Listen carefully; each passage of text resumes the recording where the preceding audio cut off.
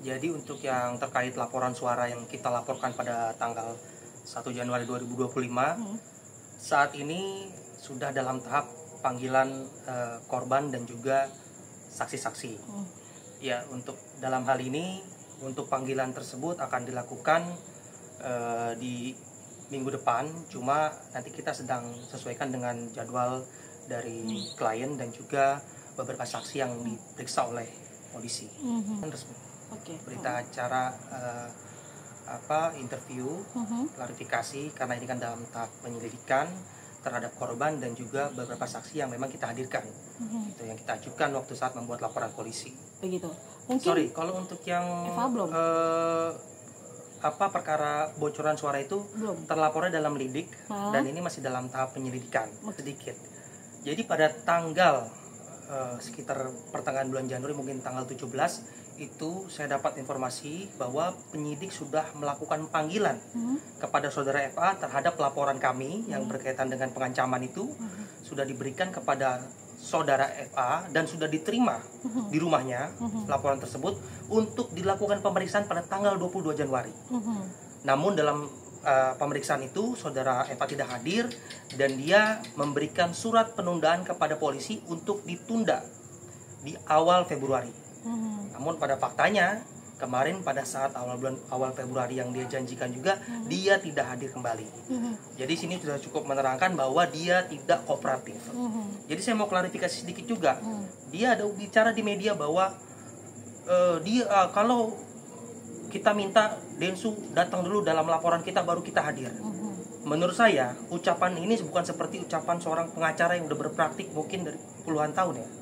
Bukan menggambarkan seorang lawyer profesional. Kita kalau dipanggil oleh polisi, kita akan hadir, kita akan kooperatif. Sedangkan sampai saat ini tidak ada panggilan apapun kepada klien saya. Kalau kita ada surat panggilan, pemeriksaan, pasti kita akan hadir. Sedangkan dia sudah dipanggil. Kita memiliki bukti bahwa penyidik sudah melakukan panggilan dan ada surat penundaan dari kantor hukum dia. Dia tidak hadir. Sekarang proses hukum terus berlanjut dan memang mungkin dalam waktu dekat penyidik akan melakukan panggilan kedua. Kalau dia tidak hadir lagi, ya tentu dengan segala hormat saya minta kepada penyidik untuk bertindak profesional, segera dilakukan gelar perkara, kalau perlu segera ditetapkan sebagai tersangka karena tidak kooperatif orang ini. Gitu. Jadi memang dalam hal ini seperti yang kita lihat dari Bang Densu juga, ketika sudah membuat laporan, kita nggak ada niatan memang bicara damai. Kita sudah melakukan upaya itu sebelum membuat LP, kita harap ini baik-baik saja. Cuma ternyata kita tidak bisa selesaikan secara baik. Kita menggunakan hak fundamental sebagai manusia di negeri ini, menggunakan haknya untuk membuat laporan polisi. Laporan yang ditujukan kepada saudara Eva itu hanya yang berkaitan dengan pengancaman. Kalau LP kita yang berkaitan dengan bocoran rekaman suara itu terlapornya dalam penyelidikan. Kita tidak menyebutkan siapa terlapornya. Gitu. Justru yang kita harus tanyakan ke mereka ketika membuat laporan, apakah hak korbannya sudah diperiksa, saksi-saksi korban sudah diperiksa.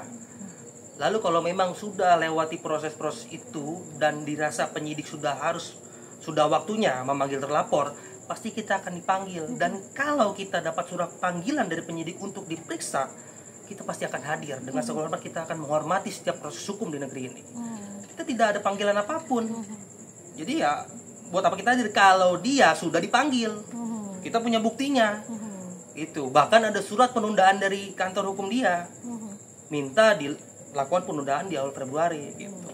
Ya, kita juga masih mau melihat ya dari laporannya seperti apa dan juga hasil pemeriksaan dari korban itu seperti apa. Karena yang pasti ketika kita mendapat panggilan dari kepolisian untuk diperiksa, apalagi kita sebagai terlapor, kita menghormati setiap proses hukum dan kita akan hadir. Gitu. Biasa Bang Densu selalu berpesan kepada saya ketika kita memang sudah terpaksa mengambil langkah hukum, ya kita tidak ada bicara damai, tidak ada bicara mundur, kita akan maju sampai proses ini selesai, bahkan sampai dilimpahkan ke kejaksaan dan juga disidangkan di pengadilan. Kita akan uji ini sampai mana kita bisa buktikan bahwa memang klien kita dirugikan dan terbukti ada unsur pidananya gitu. Lalu saya melihatnya seperti itu karena di sini dari FA terkesan ada upaya untuk memperlama, membuat ini berlarut-larut. Tapi saya sudah meminta, kita sudah berbicara secara lisan kepada penyidik, kalau memang ini dia tidak hadir lagi, kan penyidik sedang mempersiapkan untuk panggilan selanjutnya kepada saudara FA. Kalau dia tidak ada itikat baik atau dia terkesan menunda-nunda, saya meminta kepada penyidik, terutama di Reskrimum Polda Metro Jaya untuk segera melakukan gelar perkara dan melakukan penetapan tersangka pada saudara FA. Gitu. Pasti yang kita hadirkan ucapan-ucapan dari mulut dia sendiri, bicara beberapa kali yang ada upaya dan nada-nada pengancaman, itu kita sampaikan, kita hadirkan, sudah kita serahkan semua kepada penyidik. Gitu. Dan itu langsung dari dia.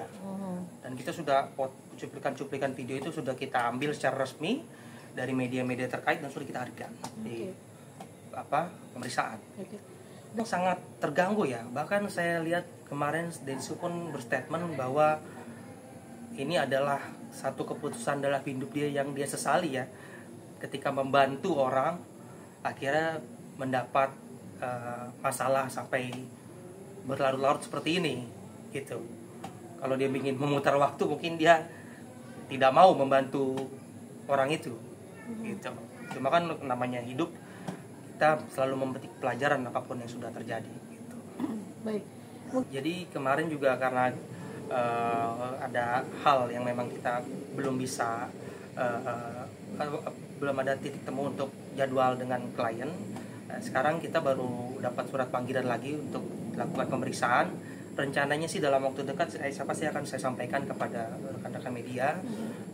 Untuk waktunya saya masih menunggu dari Bang Densu ya, dan juga saksi. Kalau yang pengancaman kan kita 369 KUHP. Gitu. Kalau untuk yang bocoran rekaman suara itu kan bukan Bang Farad ya, lebih tepatnya kita masih dalam lidik lah. Kita masih cari tahu siapa yang menyebarkan itu.